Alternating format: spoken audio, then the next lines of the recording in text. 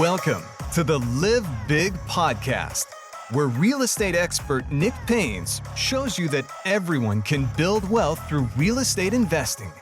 Nick and his featured guests will give you the tools, resources, and expert information you need to leverage real estate into a wealth-building strategy, so you can stop worrying about your 9-to-5 and start to live big.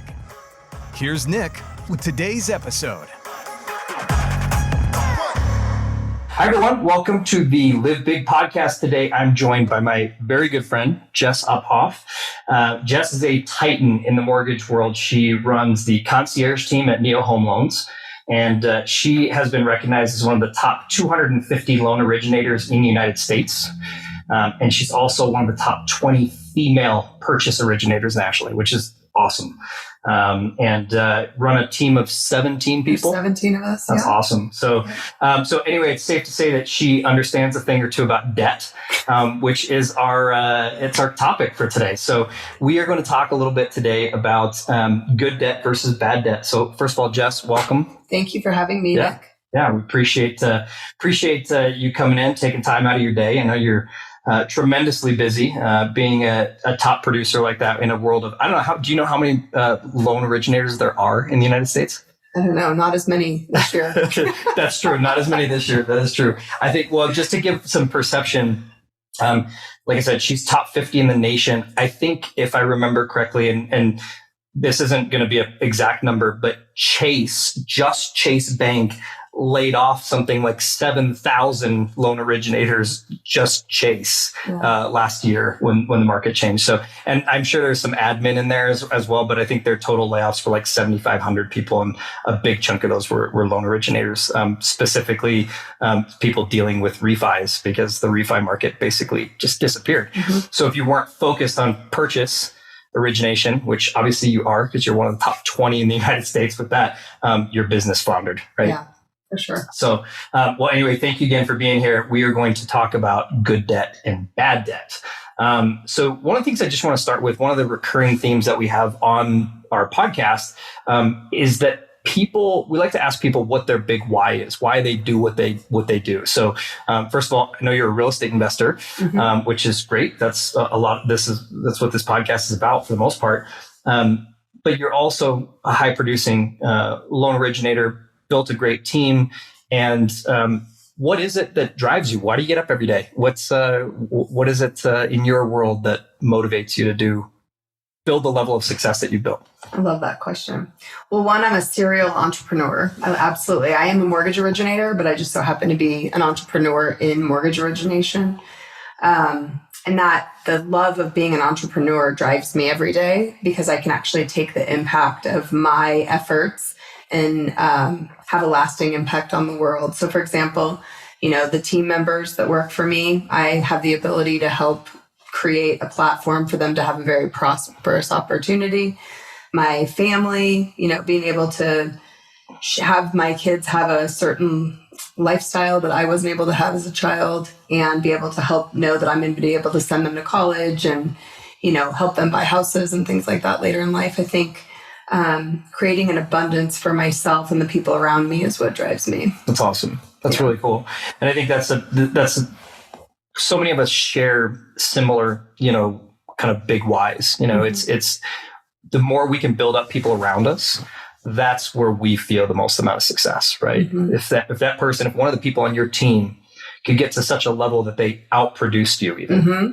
What a testament. Seriously. Right? Like, what a great, I would love that. If one of my team members just blew up and was just crushing anything I ever did, even if they left my team, even if they were like, Nick, I'm going to go do my own thing, what a handshake that would be. Yeah. You know what I mean? Agreed. Send them on their way, and you would feel, and hopefully they would feel the gratitude. And I think they would, right? Yeah. I think like anybody on your team, if you guided them for years and years and years to a point where they built this level of success where they felt that they could go off on their own, I think they would thank you and shake your hand warmly and appreciate what was, was provided. We would hope so. But I think that's what we do it for, right? Like that, I really believe that to be true, that if we can affect people's lives in that positive way and in really positive ways, right? Like in our business, we have the ability to help people not just earn a good living, but change their lives with the type of living that they can make, right? Like the way that they can build their business, it's life-changing opportunity. For sure. So, well, cool. Well, let's get into our topic for today. Just a brief overview of our good versus bad debt. So the idea here, if we just kind of scratch the surface, I'm going to let you talk about it. So, just to give us a general basis definition of good debt versus bad debt. Yeah. I think it's interesting because there's multiple kinds of debt. And I think sometimes our culture believes that all debt is bad. You know, I meet a lot of people that are, of the mindset that they should pay their house off as quickly as they can. And they kind of miss that good debt, bad debt thing. So to just explain it, good debt would be debt that's securitized by an appreciating asset. Okay. Bad debt's going to be unsecured debt, like car loans, credit cards, What does it mean to be secured? Like what, because I look at it and I go, well, it's secured by a car. So why is that unsecured debt? Do you know what the difference is there? Why it's called that? Yeah. So securitized just means that there's a, collateral involved. Okay. So the best kind of debt is going to be debt that's securitized by your real estate. Real estate's going to be really good debt. So holding mortgage debt is good debt. Right.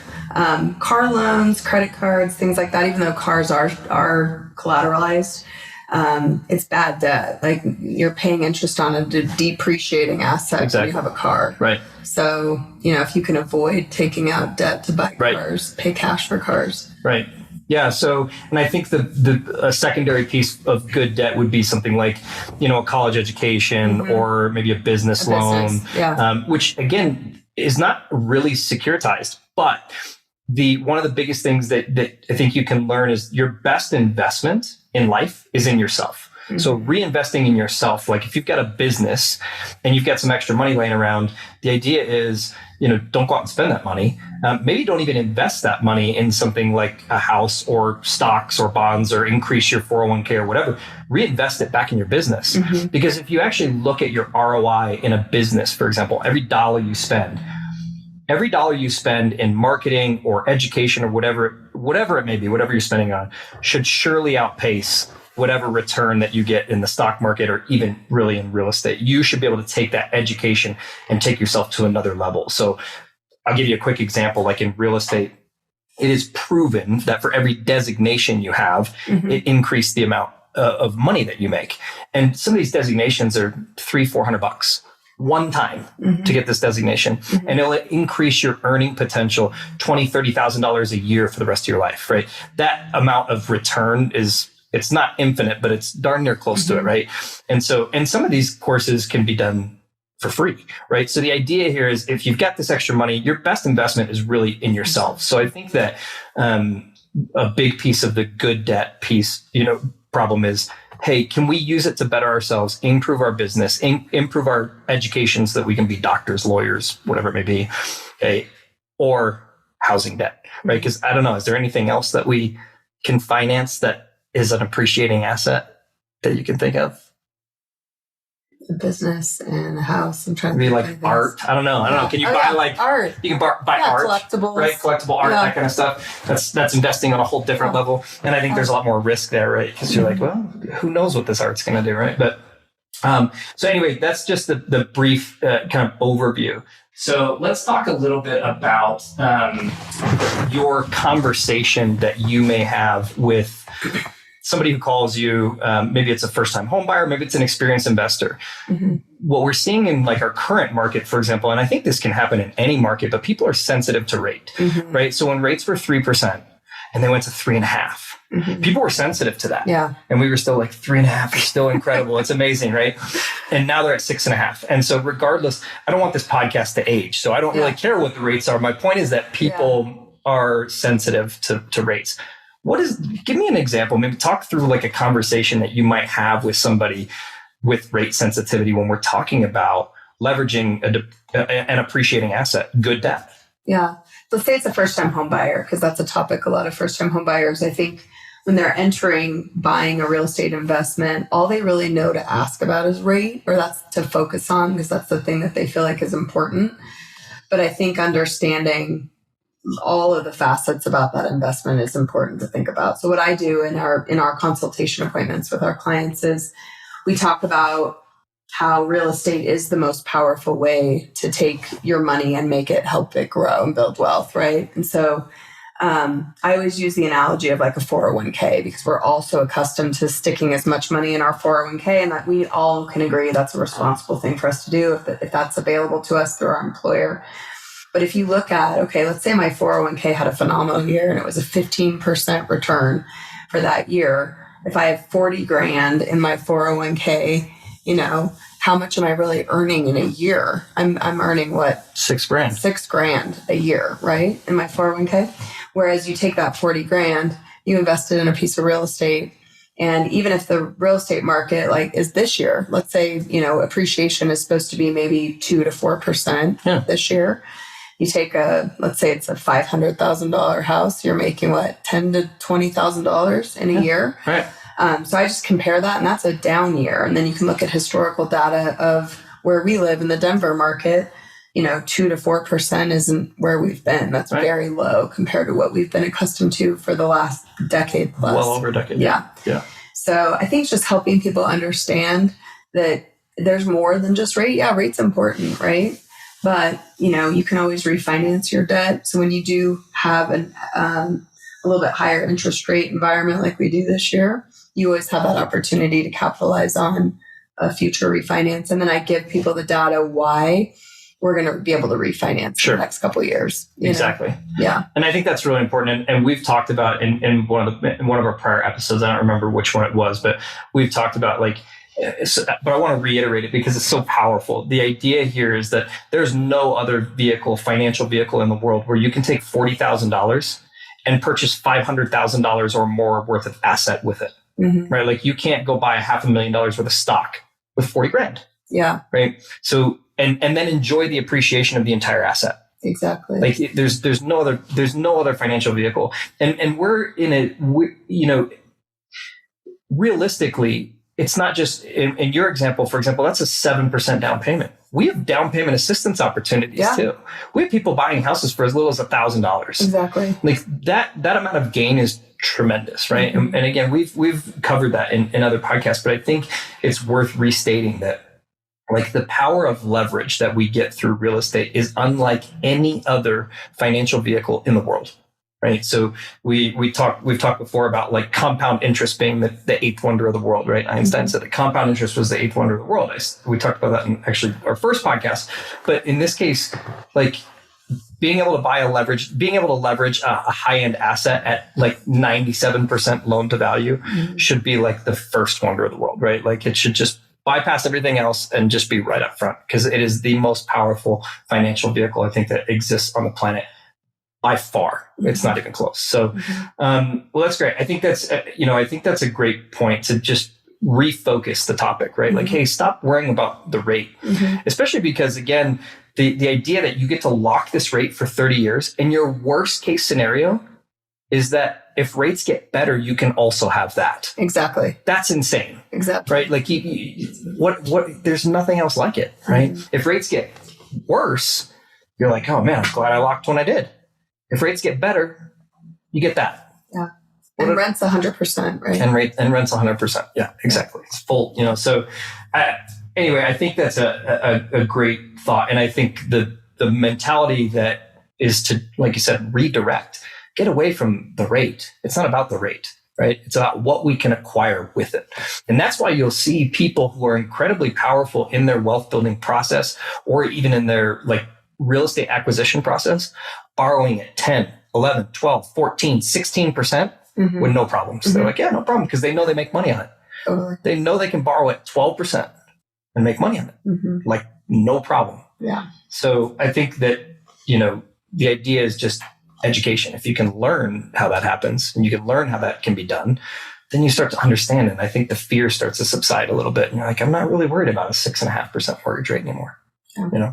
So, where do you think, as a culture, as a community, really just in the United States in general, where do you think we falter in this? Because this should be taught. This is something that everybody should understand, right? Maybe not to the certain level that maybe you and I understand it because we this is our daily lives, right? But people don't understand credit card debt. They don't. I mean, there's individuals you can talk to. There are still individuals that don't understand you have to pay a credit card back. There are, they don't realize that, I just pay this minimum payment. That's all I have to do. Yeah. No, you still have a balance there, right? There's people that don't understand even the very basic functions of what we would consider to be financial literacy. Why do you think that is? Well, one, I think we should start teaching it in high school and making it such a bigger focus. We learn all these different subjects, which are important, but I think we take for granted the ones that we need to be able to prosper and sustain in life, right? And so I think it's really important that we start teaching young people at a very early age about financial literacy. I also think that there's these unwritten rules that we've learned in life, like get a W-2 job, go to college, get out of debt, save for retirement, that these are just American ways. But I would challenge most of them, like get a W-2 job, start a business, right? Go to college. Do you need to go to college? Just because everyone else is going to college, right. Is that the way? Right. Get out of debt. No, I think you use debt as a powerful leverage vehicle to build wealth, so I think just maybe challenging the American way and thinking, of going down a different path and following some of the wealthiest people and what they've done. I was going to ask you that first of all, did you go to college? I did. Okay. Was there, when you went to college, was there any other expectation? Was there any other thought of doing anything different? No, I think that's the assumption. What you did, right? Yeah. What about your kids? Do your kids have to go to college? No, actually. They came to you and said, hey, I got a plan. Yeah. Mom, I don't think I want to go to college. I would totally invest if let's say my oldest, who's very much like me, it's I want to start a business. I'd be like, cool, let's do it. I'll help you. Yeah. See, and I think that's great. And I think the mindset has shifted with that, right? Because I was the same way, right? My parents had an expectation that I went to college. I had an expectation that I went to college. My teachers had everybody had an expectation that I went to college, right? And I can tell you, if my kids were old enough right now to make that decision, they're like, Dad, I don't want to go to college. I'd be like, okay, well, first of all, what's your plan not to? Right. But I have no problem. Now if they were like, I don't want to go to college, but I want to be an attorney, you can't do that. But what is your plan, right? Because the reality, I don't believe there's any better way to make money than to build your own business. Regardless of that, maybe it could be trash collection. It could be mowing lawns, right? They're some of the biggest companies out there, landscaping businesses, right? That somebody owns that makes way more than a doctor, an attorney, than any of those jobs would ever make, right? But it's because they started their own business. They invested in themselves and they took on the risk that most W-2 employees aren't willing to take on. Exactly. Right. And so I think there's been a shift. I think there's been a mindset change in the fact that it's not an expectation anymore to it's just what you do. You go to school, you go to high school, and then you graduate and you go to college. Yeah. Right. Because I don't use my degree. Right. I don't. Do you? I don't know. No, I got a biology degree. Right.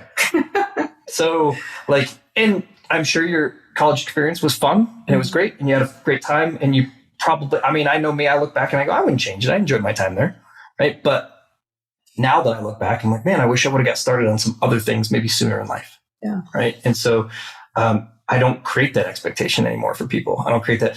Heck, I have conversations with people's kids sometimes. I'm like, I don't think you need to go to college. And I don't know what their parents are telling them, but I feel that I'm like, hey, you come talk to me. I'm happy to, but if their parents want to go to college, I'll encourage them to go to college too. I think the experience is worthwhile or whatever, but if they're really driven entrepreneurial type people, it doesn't matter. I don't think they need to.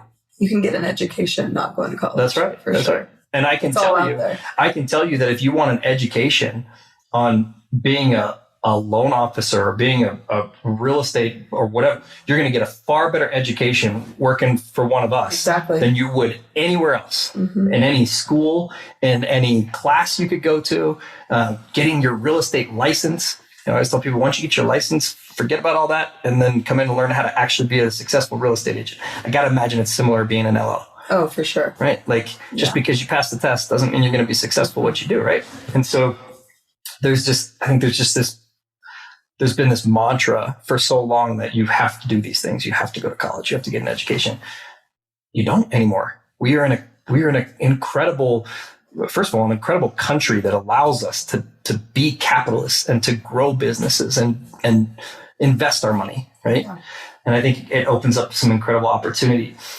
One of the things I wanted to point out was, you're right. These things should start at an early age, right? Mm-hmm. I think we should be teaching, even though we don't necessarily do it anymore, I think we should be teaching elementary age kids to balance a checkbook, mm-hmm. to understand what goes into an account and what comes out. You're not necessarily writing checks, but when you make a little bit of interest on your savings account, you write that in your little check, and you practice your math at the same time, mm-hmm. right? I think those are important, standards and really baselines of how we get started and how we make people interested in financial literacy and financial intelligence, right? So one of the things, a little bit of research that I did was that depending on the report, statistics have shown that between 22 and 31%, so anyway, let's call it 25%, of Americans 18 years of age or younger, so school-age kids, receive some type of financial education. Sad. So 3/4 of people did not receive any form of financial education. Okay. The secondary piece to that was actually teachers. So, interviewing kids, interviewing teachers. Teachers fell along that same line. In fact, the FDIC did a survey with teachers. 29% of teachers said that they taught some form of financial literacy, but everyone else, no form of financial literacy at all. So it really 7 out of 10 people have never learned a single thing about financials unless they learned it outside of school. Yeah. That's crazy. Which is sad too, because I don't think a lot of people have the opportunity to learn it from their parents either, right? No. So I watch it, the generational, impact if someone is not good with their finances. And I read a statistic that the average American retires with $83,000 to their name, which is it's crazy. Sad. So those people aren't teaching their children financial literacy. So if we're not learning it in school or from, well, and the thing is, it's obvious that we aren't, that we're not getting it from our generations above us, right? Mm-hmm. Because first of all, kids 18 and younger can't have credit card debt. Mm-hmm. Okay. But we have nearly $1 trillion in credit card debt right now. Mm-hmm. Last December report of 2022, so we had $986 billion in credit card debt. Okay. That can't be 18 and younger. Mm-hmm. So that's all the adults. Mm-hmm. Those are the people that are teaching maybe our younger generation. Okay. $986 billion in credit card debt. Okay. That comes out to be that the national average of credit card debt, obviously among people with credit card debt, it's anybody with a balance. Mm-hmm. Okay. So that carries a balance. The average carried balance is $7,280. $7,280 of credit card debt. So that is to me, that's crazy. Mm-hmm. And I think the supporting statistic that where we come from is the next piece, which blows me away. And it's because we don't have financial intelligence. It's not that I think people are spending too much money, but I don't want to fault people for having credit card debt. I want to fault people for having credit card debt when there are other ways, right? And I think what it comes down to, and is just they don't know, they're not educated. Because while we have $1 trillion in credit card debt, we have $20 trillion in home equity in the United States. Okay. And actually, as of last year in June, when we were at our peak market, it was $27 trillion of equity. Oh. $27 trillion of equity. Okay. If you've got home equity, and that number actually breaks down to in that particular report was about 185, and this is anybody who actually held a loan. Okay. Not people who own their properties outright, and obviously not people who don't own property at all, but people who held a loan. The average equity that they had just to get to 20% of still holding 20% equity. So an 80% loan to value, the average amount was $185,000 per lien holder. Wow. That they had in equity that they could actually, it was accessible. So that would take them to 80-20. So they had even more equity than that. So they could take $185,000 in debt and still be 20% above water in case the market pulled back. Mm-hmm. So why do we have $185,000 in equity per person, per lien holder, and much more for people that don't have any liens against their property? Yet we have $7,000 per person in credit card debt. The average credit card information. Right. Yeah. Like if you had credit card debt, but had the ability to pull $200,000 in home equity line of credit and pay off that credit card debt, you should. Like you should. Okay. The only argument against it, in my opinion, and I'd love to hear if you want to play devil's advocate, please do. Mm-hmm. Okay. The only argument against it is that those same people are irresponsible with the line of credit that they get. So they pay off their $7,000 in credit card debt, and then they go spend the other $20 on vacation, which you cannot do that. But I don't know, maybe you have another argument against it as well. I have watched that in my career, the people that call me and they're in a lot of debt. Generally, I'm like, okay, we're going to fix this, but you can't let it happen again. And I watch them kind of habitually get into the same problem. Exactly. So I think you're right about that. But yeah, I mean, a home equity line of credit today, you can get a rate in the 7s, right? And would you say the average credit card? 24%. 24%. So there's no reason to not open up a equity line of credit and pay off your credit card. Yeah. I mean, just to put it into perspective, if you had $7,300 worth of credit card debt, which is a national average, at 24%, that's $1,760 a year in debt, which is like it's like a hair under $150 a month. Yeah. If you refinance that into a home equity line of credit, it would do a couple of things. First of all, if you paid it off like principal and interest, and you had even a 9% home equity line of credit rate, that'd be a $50 payment. Exactly. So it'd save you $100 a month. Yeah. Right? Save you over $1,000 a year. And you'd be paying it off more aggressively. And yeah. So you could take that same, that same $150 that you would have been paying the credit card company and pay it to the home equity line of credit. It would triple the speed in which you paid it off, and it would actually decrease that $50 per month payment down to an average of probably $20 to $25 a month. And then helping them figure out how you get wealth so you don't have to rely on a credit card. I think that's the thing. It's like you need a savings account, like an emergency fund. Right. So when you need new tires or whatever you need, you dip into that. I think dipping into your equity to buy an appreciating asset so that you're building wealth so you have more money. Exactly. That's one of the things we teach is like, hey, leverage those assets to go purchase more assets. But the problem is people leverage those assets to go buy anything else. Yeah. Right. And I believe that there's let's call it 3 good reasons for a home equity line of credit. 1, to go buy another appreciating asset. 2, to increase the value of your current appreciating asset. So to redo your kitchen, hold a home equity line of credit, redo your kitchen, redo your bathrooms. Okay. Or 3, pay off high interest debt. Outside of that, it doesn't belong being used, right? Like don't use it to go on vacation, right? Don't use it to buy a car. Don't use it to, I don't know, whatever, buy anything else really. You know, I suppose you could use it in lieu of a student loan or something like that. But generally student loans are fairly cheap. They have nice payoff, and who knows, you might just get it forgiven and, you know, you don't have to pay it at all. Well, when you refinance, you can pay off your student loans and it's considered a rate term refinance. So that's pretty cool. That's cool too. Yeah. So, but yeah, I think what happens is people dig themselves into, first of all, they dig themselves into a hole to start with, and with this credit card debt. And then they take out this loan to pay it off, which is great. Consolidate, pay off all the high interest credit card debt.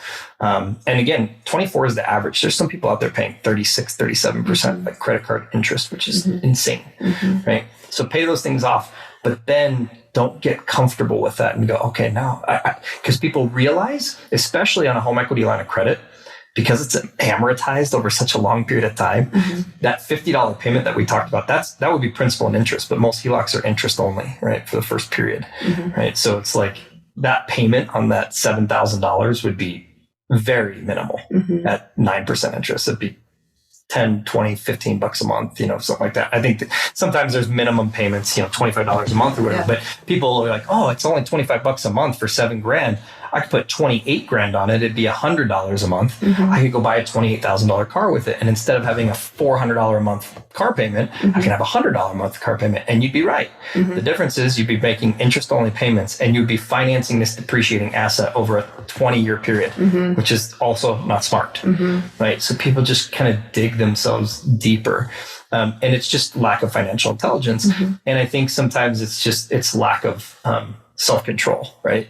Yeah. So I think a big piece of that is like, okay, we have to know in our minds, we have to be educated enough to use these devices properly. And then we have to have the control to do it. Yeah. Right. And it's like getting a bonus on your paycheck and going, hey, you should take that bonus and actually save it for a rainy day and not go out and spend it. That takes a ton of self-control. Right. And Americans were not good at that. Yeah, we're not. We're not good at it, right? So, anything else to add to that piece? One thing is I watch a lot of people in an older generation, let's say they're in their early 50s, trying to aggressively pay off their home. And I think it's something that I just find really fascinating. I think it's another form of financial literacy that another demographic of folks need. Maybe they have done well for themselves, so they've been paying this debt off and having some gratification doing that because they're not debt people. But I just had a conversation at Thanksgiving with a gal that was so excited she just paid her mortgage off. And she was like, my rate was 3%. And I was looking at her and I was like, why did you do that? And I think having the literacy of the opportunity cost of taking money from your paychecks, putting it towards a 3% fixed debt instead of, the average S&P is almost 10% over the last 30 years. And 9% with dividends. Yep. So it's like lacking. That's one thing I find. Maybe you do have enough intelligence to not get yourself in a bad credit card debt, because the person we were describing before, and you are college educated and you have made good decisions in life. But I watch, in my opinion, I tell those people, I would pay the money that you are going to pay aggressively against your mortgage into a interest-bearing investment of some sort. And then when you're ready to quit working, then you take the money from your investments and pay your house off if you want to do that. 100%. Right? You're going to end up with so much more wealth if you do it that way. But I run up against those people all the time, and they're so hard-headed that, no, this is the way I'm doing it. That's a beautiful point, and I think what that stems from, because like you said, and you mentioned this at the beginning, was like the older generation. Yeah. Right. And I think it's because that older generation had this mentality. First of all, the American dream was to buy a house, right? Like people come to America because they can own their own house. Okay. What's the second piece of that financial dream? Is to then pay it off, right? So like the American dream is to own a house with no mortgage, right? And I think for the majority of people, I think for a lot of people, that is a great goal to have. It's a great goal to have, right? I mean, there's 30 to 35% of the population habitually that never owns a home. So if we get all those people owning homes, what a great thing that would be. What a great step in the right direction that would be. But you end up in this situation where you have this older generation that believes that they need to buy a home and they need to pay it off. Right. And then they pass that information down, and you need to buy a home, you need to pay it off. Right. I had that mentality. Right. I was like, I got to pay up. And then I started realizing the power of leverage. I started understanding that. And I'm glad that you mentioned opportunity cost, because we've talked about it in probably half the episodes up until this point. Right. There's opportunity cost of literally every decision you make in your entire life.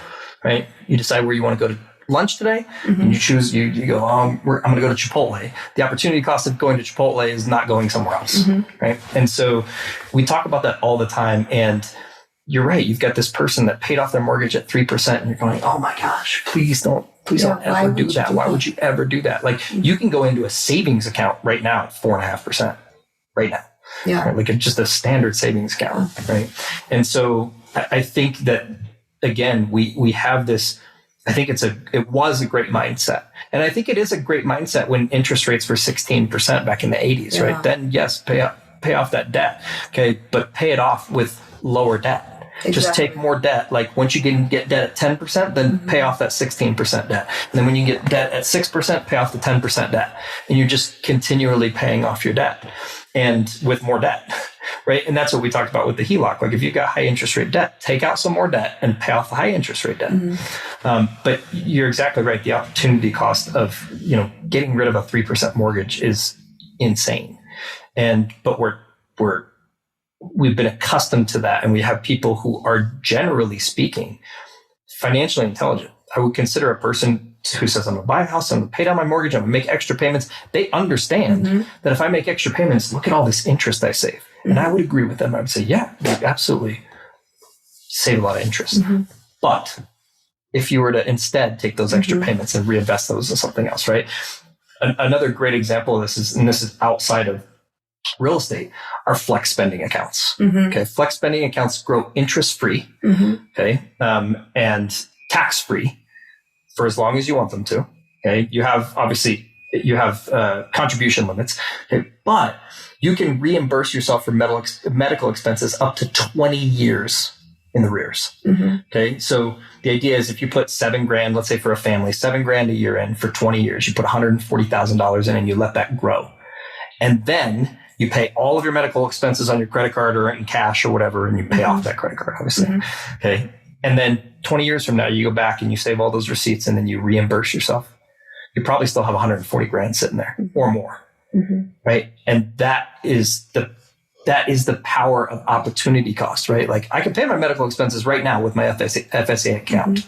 Okay. Or I could pay them right now with cash and then reimburse myself 20 years from now after that $7,000 got 9%, 9%, 9%, 9%, 9% for 20 years. I think that's what a lot of folks don't think about is just the power of the growth of money, right? Sure. The compounding impact. And it's just the levels of financial intelligence, right? Yeah. Like some people have that initial financial intelligence, which is don't go into debt, don't have credit card debt, and pay off my house as quick as I can. Yeah. I think that's level 1, and it's maybe level 2, level 3. That's great. But the people who are hitting level 10, it's tremendous, right? Like the growth opportunity is kind of insane. So, one of the things that I wanted to touch on was I want to just spend like 2 minutes giving you a quick background story about my financial literacy. So first of all, I want to thank my parents for everything that they did for me growing up from a financial intelligence standpoint. My parents taught me everything at the time that I knew about money, and never to go in debt and never pay for things never buy things I couldn't pay for in cash, right? Don't owe people money. Be able to buy whatever you want, but don't go into debt. The problem was, as I took that to heart and I took it very seriously. So when it came to like buying a house, it was like, okay, so I need to save like $180,000 to buy a house. And they were like, no, not so much, but you need to get 20%, right? You need to get 20% down. And if I look back now, knowing what I know now, and I look back, the biggest, I think, mistake that I made, and I don't want to call it necessarily a mistake, but one of the things I would have changed as I went back, the first 3 houses I bought, I put 20% down on all of them. Had I just bought my first house, for example, when I got 5% or 3% down, I would have been able to start way earlier. Okay. And then that second house, I wouldn't have had to save for however many years to earn 20% again, to save 20%. I could have bought another one for 5%. And I could have bought another one for 5% because these were houses that I lived in, right? These were owner occupied properties, right? And so much of my financial literacy after the fact, right? It came from my parents to never go into debt. And that was extremely important, right? I never carried a credit card balance. I never took on any of that bad debt. But I would have changed the way that I bought real estate. And it would have accelerated where I am now. And it would have put me in a position to not only buy earlier, but to buy more. And so I think like that is the biggest thing. And for me, that financial literacy, in fact, we were talking about this before we even started the podcast, but the idea was that took me years to learn, years like of doing my own. I'm self-taught. My financial literacy is self-taught. Okay. Reading books, reading articles, watching the stock market, watching videos. Like that was something that I did, that I enjoyed doing. And it was hours a day and for years and years and years. I probably could have learned all of that information that took me years to acquire in like one 30-minute phone call with you, like legitimately. And the idea is that there are people out there that teach this stuff and they teach it willingly. We're sitting here today recording a podcast about financial literacy that I don't get paid for. In fact, I pay to have produced, right? That I expect nothing in return from, because I want people to understand, because it's for the greater good, right? We all grow as a whole. So that's one thing that I wish I would have known and I wish I would have changed. So like when we put something like this together, when we come out and we're like, hey, I'd love to educate people about it. Because I wish I had that. Like, I wish I would have known that years ago. Me too. Right? Yeah. And so I think it's incredibly powerful to be able to know that in today's world, especially with technology, and there's like a million podcasts and there's tons of YouTube videos and there's mentors, there's coaches, there's teachers, there's people out there that are happy to share this stuff with you. Okay. I think the thing that you got to be careful about is that everyone's got their own opinion. Mm-hmm. Everybody wants to teach something. Right. And so just make sure you're getting it from the right people. Right. Yeah. So, anything you want to add to that? Yeah. Critique my story. Well, I think, as a mortgage professional, sometimes we are the closest thing that people get to being able to talk to a financial advisor, For sure. Because Americans don't generally. I find a lot of people, even that have wealth, are managing their wealth, and it's like, again, we go back to that opportunity cost. You have all the knowledge that you need to make the best decisions to grow your portfolio of assets. And my advice is get someone to help you, get a coach, get a financial advisor, come up with a plan. One of the best things my husband and I did is we met with a group of advisors when we were young. We were in our early 30s, and now I'm in my mid 40s, and those decisions have changed the trajectory of my kids' lives. Just Sure. The fact that we started early and leaned on professionals and got good advice and made good financial decisions for our family. Sure.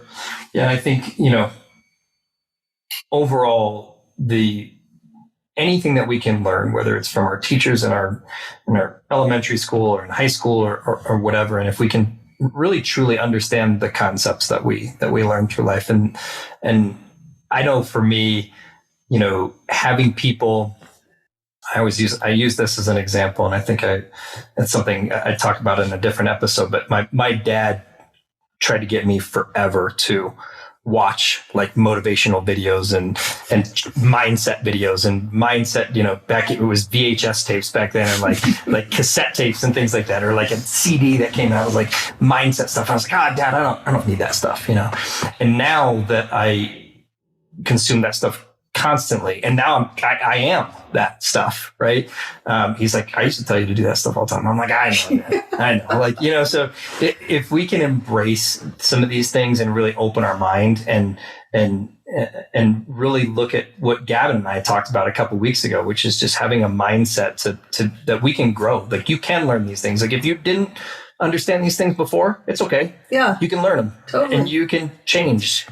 Challenge your own thought process. Absolutely. Yeah. So, Jess, do you have any resources or any tools that you like to use for financial intelligence? Any websites or classes or anything that you like to use for maybe educating your clients or your team, or is there anything in particular that you send people to? Yeah, we go kind of case by case depending on the client. So I would say I would love the opportunity to chat with anyone that is interested in about financial literacy, real estate, investing. I have a team of people around me that I like to interact with to help my clientele, meet their financial goals. So I would love opportunities to do that. See, I think that's great. I mean, you get a high level service provider that's willing to have a free conversation with you. Mm-hmm. That's incredible, and your team, they're all an extension of you. And so we know that the information that you're giving out is top notch. It's high quality. And I think that's great. And I think, for me, you can continue to self-educate. I think it's important. And if you are self-educating, good for you. I think that's a step in the right direction. Just know that there are people out there that are willing to give you this information. Mm-hmm. They're willing to sit down with you and help you understand it, or at least scratch the surface until you can get to a better understanding where you can go, yeah, that makes a lot of sense. Because I know so many things that I tried to self-teach. I was like, I get it, but not enough to implement it. Right. And then it just kind of gets pushed to the side, because if we don't truly understand it, it doesn't give us the drive or the motivation to actually do it or move to that next level. Right. So, well, I think that's it for today. That was a great conversation. Thank you. Thank you. I really appreciate you being here. I'm always so excited to hear, and I feel enlightened anytime I talk to you. I mean, we get together, Jess and I get together a couple times a year and just share stories and thoughts. And you always offer so much insight and wisdom, and really appreciate you offering it to everybody who's listening too. So, thank you. Thanks for having me, Nick. Absolutely. If you'd like to kind of check out more, if you'd like to learn more about Jess, learn more about her team, her information is in the summary of the podcast and in the video. Her website, I think your LinkedIn profile will be on there, all your socials, all that good stuff. So please reach out to her. Please reach out to her team. She's a tremendous resource, not only for financial education, but obviously in the home loan realm and any of that stuff. You guys pretty much do anything. In fact, you are licensed in like 44 states now. 44 states. That's awesome. So, and counting, I feel like you'll knock out those last 6 pretty soon here. So if you need anything really in the United States, she's your go-to. So that is it for today. Please remember, subscribe to the podcast so you don't miss any future episodes every Wednesday. And in the meantime, don't forget, go out, live big. Thanks for joining us for this episode of the Live Big podcast. For even more real estate and investment resources, go to blackyetigroup.com/resources and download Nick's complete guide to running your own rental properties. Tune back in next week for another episode, and until then, live big. Live Big does not provide investment, legal, or tax advice, and nothing herein should be construed as being financial, legal, tax, or other advice. Live Big does not represent that any securities or services discussed are suitable for any investor. No investment or other decision should be made solely based on the contents or information found on the website or podcast. When making a decision about your investments, you should seek the advice of a professional financial advisor or qualified expert.